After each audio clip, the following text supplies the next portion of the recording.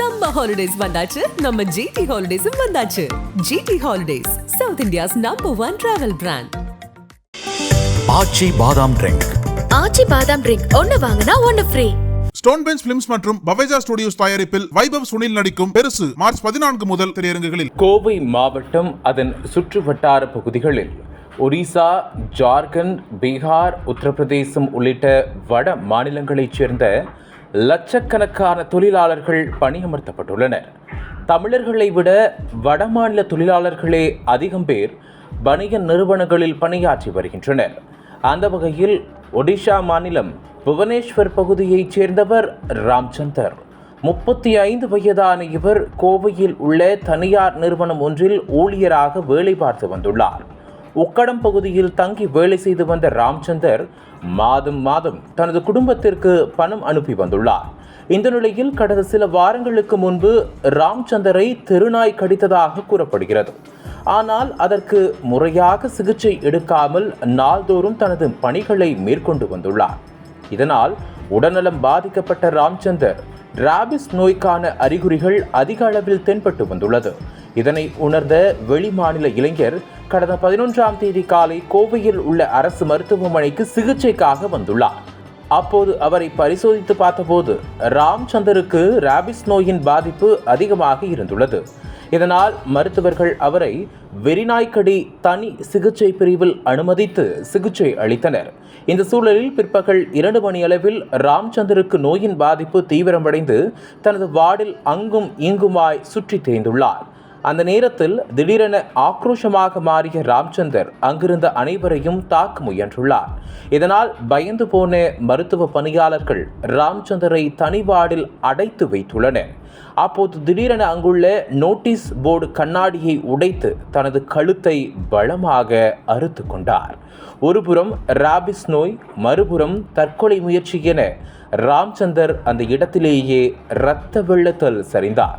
இதை பார்த்து நடுங்கி போன மருத்துவமனை பணியாளர்கள் முன்னெச்சரிக்கை நடவடிக்கையாக கவச உடை அணிந்து கொண்டு உள்ளே சென்று பார்த்துள்ளனர். அப்போது படுகாயமடைந்த ராம்சந்தர் சம்பவ இடத்திலேயே பலியாகி கிடந்தார். இச்சம்பவம் குறித்து தகவல் அறிந்த பந்தயசாலை போலீசார் உயிரிழந்த ராம்சந்தர் உடலை கைப்பற்றி பிரேத பரிசோதனைக்காக அனுப்பி வைத்தனர். இந்த சம்பவம் குறித்து வழக்கு பதிவு செய்து தற்கொலைக்கான காரணம் குறித்தும் விசாரணை மேற்கொண்டு வருகின்றனர். இதனிடையே வெறிநாய்க்கடிக்கு ஆளானவர்கள் நாய் கடித்த இடத்தில் சுயமாக எந்த ஒரு வைத்தியமும் செய்து கொள்ளக்கூடாது. உடனே அருகில் உள்ள அரசு மருத்துவமனைகளில் இதற்கான தடுப்பூசியை போட்டுக்கொள்ள வேண்டும். இல்லையென்றால் 4-5 வாரங்களில் ராபிஸ் அறிகுறிகள் வெளிப்படும் என மருத்துவர்கள் எச்சரித்துள்ளனர். வெறிநாய் கடித்த வடமாநில இளைஞர் ஒருவர் ராபிஸ் நோயால் பாதிக்கப்பட்டு தற்கொலை செய்து கொண்ட வீடியோ காட்சிகள் வெளியாகி பெரும் அதிர்ச்சியை ஏற்படுத்தியுள்ளது. எப்படி அந்த சைடா?